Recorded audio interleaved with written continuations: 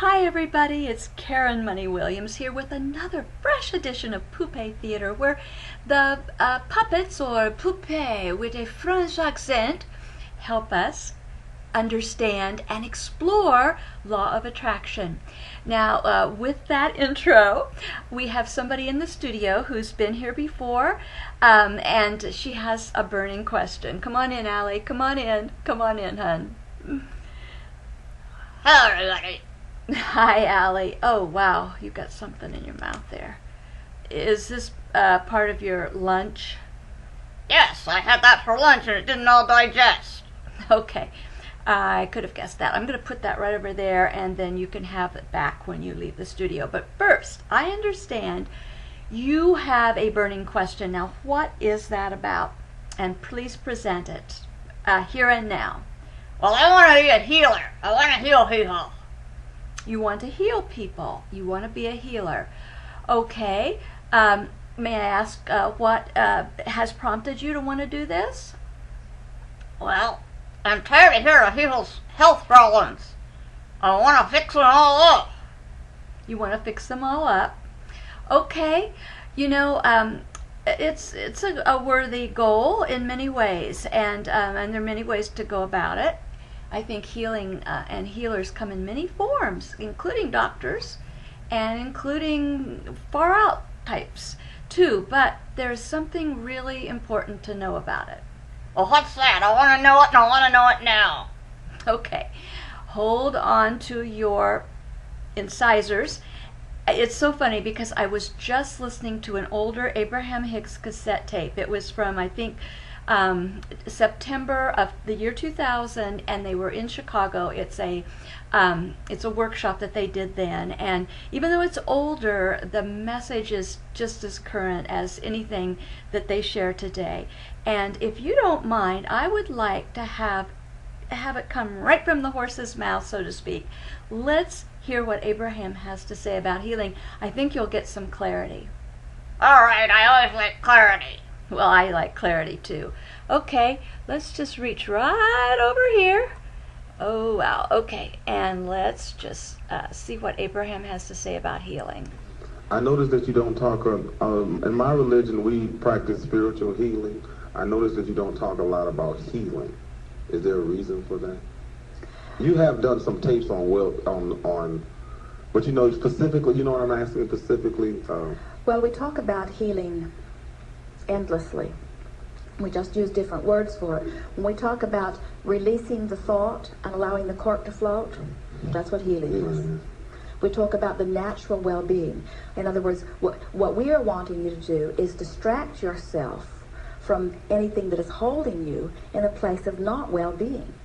Because we understand that there is only a source of well-being which you may be allowing or not. And when you get focused upon the disease in an attempt to heal it, it is contrary to law of attraction as we know it to be. And so, while contrast, it is important to know what you don't want in order to know what you do want, and certainly in a lot of illness there are strong rockets of desire.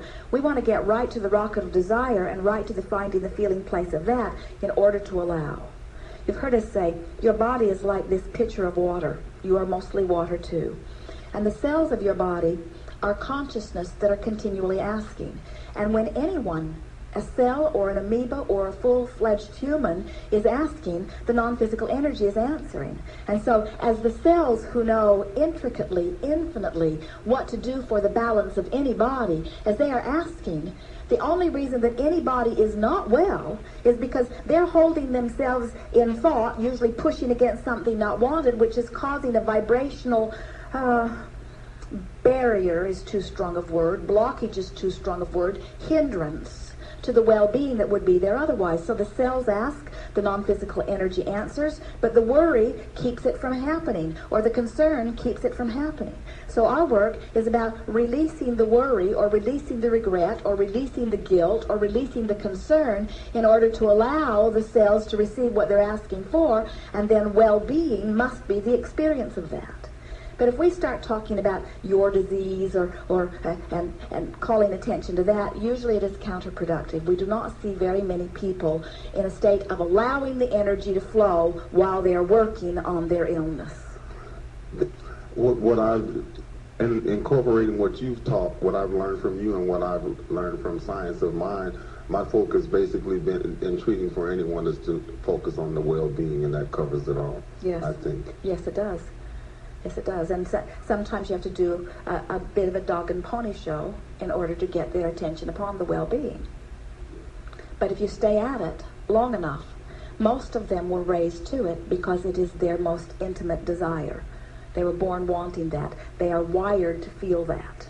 They are wired with this guidance system that says that which feels good is of value to me and that which feels bad is not of value to me. It doesn't say that is a good thing and that is a bad thing. It says my perception of it is allowing or not allowing the source energy to flow. Good. So you believe that healers, what do you think of because one can create another experience, but we believe that if a person comes to me and there's only one mind and I treat for them in my mind, that it'll come out through the subjective mind and heal that person. Do you believe that there's benefits in Certainly. healing? What a healer is someone who, as you are observing someone who is sick, and you listen to them describing their sickness, and you give them your undivided attention for as short a period of time as 17 seconds. As you begin to listen to them reveling in their sickness, you begin to include that in your vibration, and now you behold them as sick, and you lose your connection with the energy of well-being, and you have nothing to give them. All you can do is be a co-creator in the perpetuation of their sickness. But if you behold them and do not listen to them fully, even as they are speaking about their illness, instead you step back in a sort of removed place and you know instead their wellness. You know who they really are. You know the potential of that which they are about. You accept the fullness of who they are, and you do not give your attention to this temporary diversion from who they really are. Now you stay connected with source energy, and as you behold them, there's an open vortex between source energy, you and them, and you blitz their energy field. You fill them with the energy of well-being, and in the time of that happening, their illness cannot abide in that vibration, and they experience wellness. That's what a healing is. It's an influence to the vibration that allows the well-being, you see. Mm-hmm. Yes. And there are a lot of different ways of going about it, but that is always what happens. It is a vibrational influence to the vibration of allowing the energy to flow rather than to the vibration of disallowing the energy to flow.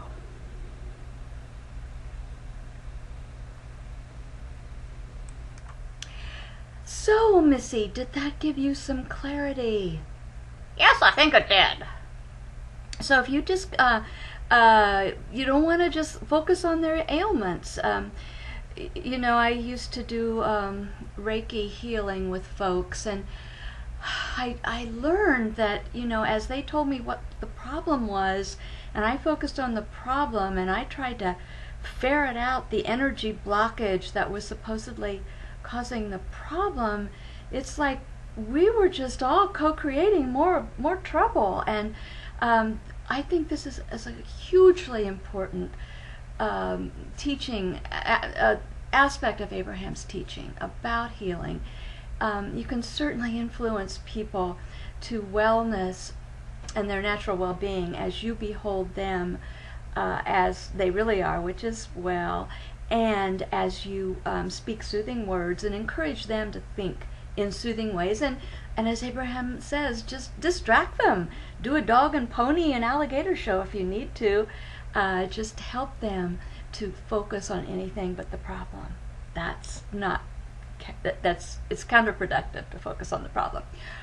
Okay, with that, with those words of wisdom, Allie and I will sign off for today, and I hope that you will go about looking for the wellness in people and influencing them to it, just as Allie's going to do out in the pond out back, right? Oh yes, right now, today, for sure. Okay, Allie. Toodaloo, everybody. Catch you another time. Or maybe right now.